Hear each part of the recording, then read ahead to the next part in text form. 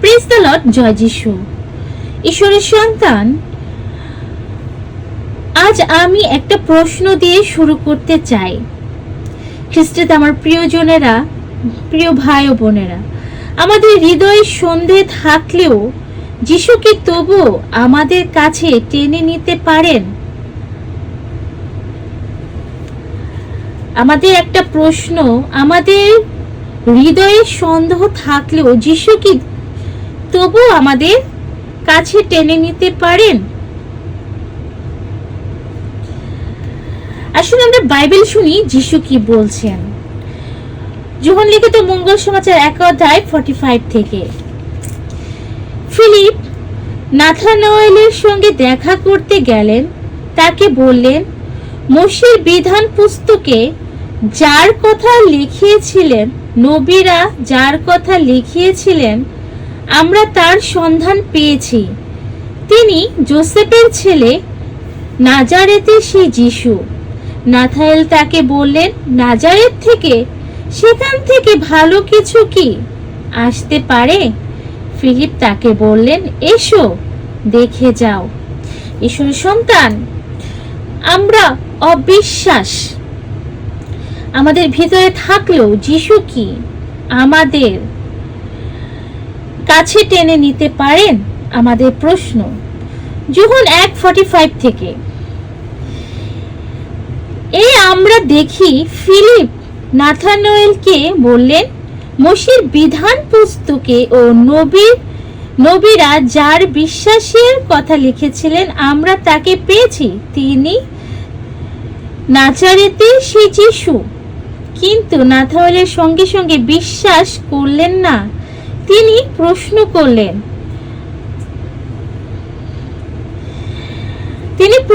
করলেন, ওখান থেকে ভালো কিছু কি আসতে পারে? এটা আমার এবং আপনার প্রশ্ন সর্বক্ষণ আমরা করেই থাকি। একটু চিন্তা করে দেখি, আমাদের জীবনে আমরা ওই নাথানায়েলের মতো প্রশ্ন করতে থাকি কি? বলি কি অবিশ্বাস আছে মনের ভেতরে? ফিলিপ তার সঙ্গে কোনো তর্ক করলেন না। তিনি শুধু বললেন, এসো দেখে যাও। প্রিয়জন, এর মানে আমাদের জীবনে প্রথম শিক্ষা।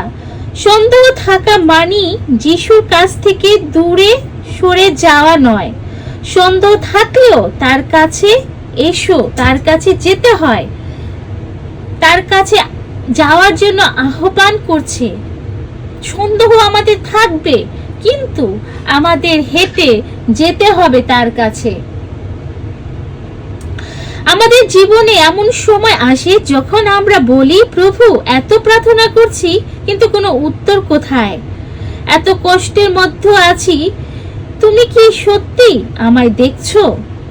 আমাদের জীবনে কি সত্যি পরিবর্তন আসবে?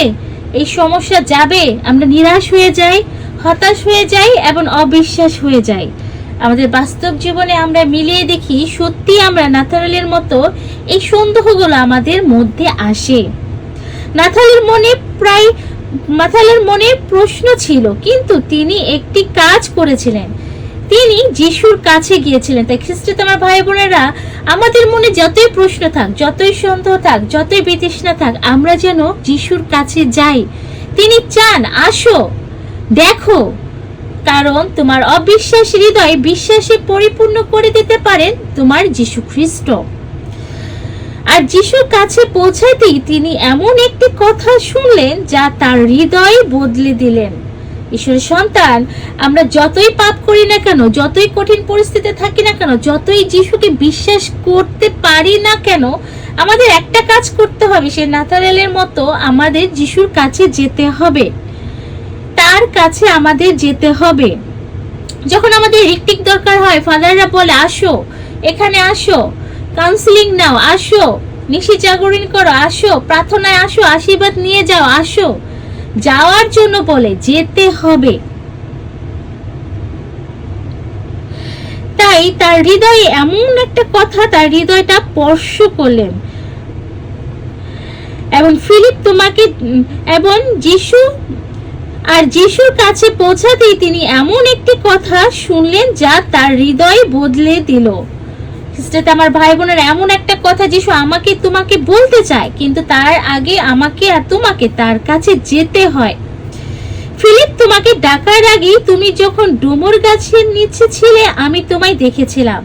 ঈশ্বরের সন্তান, অনেক পরিস্থিতিতে অনেক সমস্যা আমরা মনে করি ঈশ্বর আমাদের চোখ দিয়ে দেখে না, আমাদের কথা স্মরণ করে না, হয়তো ঈশ্বর নেই, মনে মনে এই চিন্তাগুলো চলে আসে। এটাই আজকের বাণীর সবচেয়ে শক্তিশালী অংশ। আমাকে এবং আপনাকে যিশু শিখায়। যিশু যেন আজ আমাদের বলছেন, তুমি আমাকে চিনতে পারোনি, কিন্তু আমি তোমাকে চিনেছি। তুমি আমাকে দেখার আগেই আমি তোমাকে দেখেছি। ঈশ্বরের সন্তান যিশু বলছেন,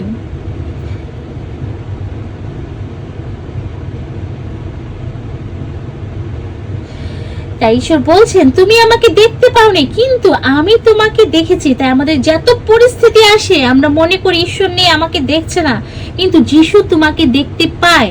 যিশু তোমাকে দেখতে পাচ্ছে, হয়তো তুমি তাকে দেখতে পাও না, কিন্তু যিশু তোমাকে দেখতে পাচ্ছে। কখন তুমি কান্না করছো, কখন তুমি কষ্টে আছো, কখন তুমি দারিদ্র্যে অসুস্থে আছো, যত না বলা কষ্টগুলো যে কাউকে বলতে পারছো না, কেউ দেখছে না, বুঝছে না, কিন্তু ঈশ্বর তোমাকে দেখছেন।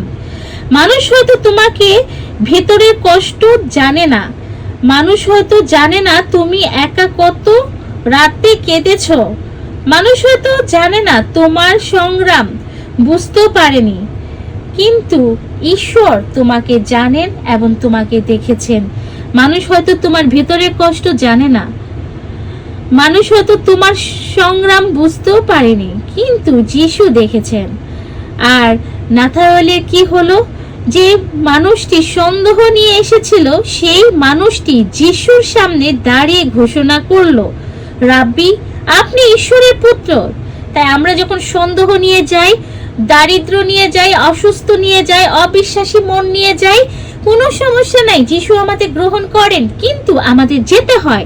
আর সেখানে গিয়ে যিশু আমাদের কাছে তার আত্মপ্রকাশ করেন, আমাদের হৃদয়ে তা পরিবর্তন শুরু হয়। আর তখনই আমরা সেই নাথানায়েলের মতো ঘোষণা করতে পারবো, রাব্বি, আপনি ঈশ্বরের পুত্র, ঈশ্বরের সন্তান। যিশু আজকের এই মেসেজ তোমাকে দিচ্ছে, তার কাছে যেতে হয়, তার কাছে যেতে হয়। এটাই যিশু সহজ সত্যিকারের সাক্ষ্যের শক্তি। তিনি সন্দেহকারী হৃদয়কে বিশ্বাস হৃদয়ে পরিবর্তন করতে পারেন। তোমার আমার এই সন্দেহ হৃদয়টাকে বিশ্বাসে পরিবর্তন করে দিতে পারেন। আর যিশু এখানেই থামলেন না, তিনি নাথানায়েলকে বললেন, তুমি এর থেকে আরো মহত্তর বিষয় দেখতে পাবে। তাই আজ আমাদের জীবনে প্রশ্ন থাকবে,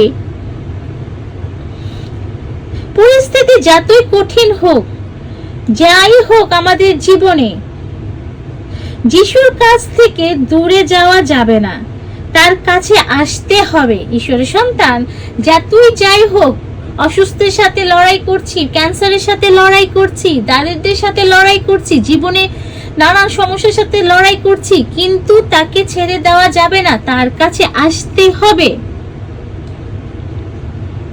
পরিস্থিতি কঠিন হলো, যিশুর কাছ থেকে দূরে যাওয়া যাবে না, তার কাছে আসতে হবে।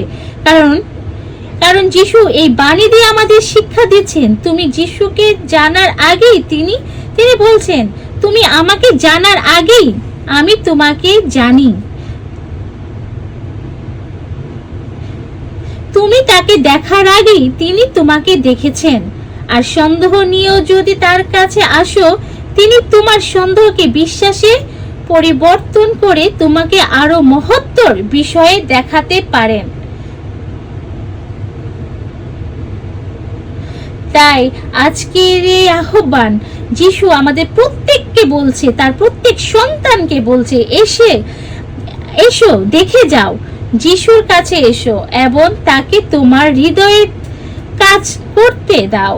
ঈশ্বরের সন্তান, ঈশ্বরের আহ্বান আমরা যেন তার কাছে যাই এবং আমাদের হৃদয়ের কাজ আমরা যেন তাকে করতে দিই, তার কাছে যেন সমর্পণ করি এবং আমরা যেন তার কাছে যাই। তাই আমাদের অবিশ্বাসী হৃদয়টাই বিশ্বাসে পূর্ণ হবে এবং আমরাও তার সাক্ষ্য দিতে পারবো। যীশু খ্রিস্টের বাণী এবং ভালোবাসা আপনার জীবনে পূর্ণতা নিয়ে আসুক। জয় যীশু।